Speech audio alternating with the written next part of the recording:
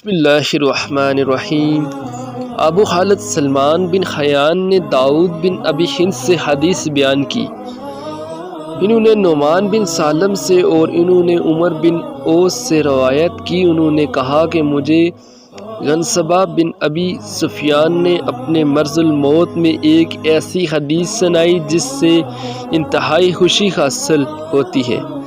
کہا میں نے ام حبیبہ رضی اللہ تعالیٰ عنہ سے سنا، وہ کہتی تھی کہ میں نے رسول اللہ صلی اللہ علیہ وآلہ وسلم کو فرماتے ہوئے سنا، جس نے ایک دن اور ایک رات میں 12 رکعت ادا کی، اس کے لیے ان کے بدلے جنت میں ایک گھر بنا دیا جاتا ہے۔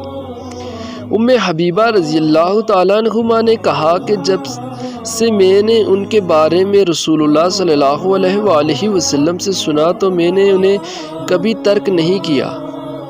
غنصبہ نے کہا کہ جب سے میں نے ان کے بارے میں حضرت ام حبیبہ رضی اللہ تعالیٰ عنہ سے سنا تو میں نے انہیں کبھی ترک نہیں کیا۔ عمر بن اوس رضی اللہ تعالیٰ عنہ نے کہا کہ جب سے میں نے ان کے بارے میں غنصبہ سے سنا تو میں نے انہیں کبھی ترک نہیں کیا۔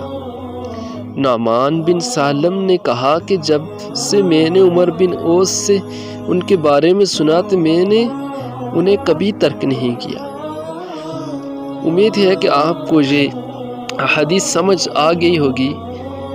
اللہ ہمیں اس کو سمجھنے اور عمل کرنے کی توفیق عطا فرمائے۔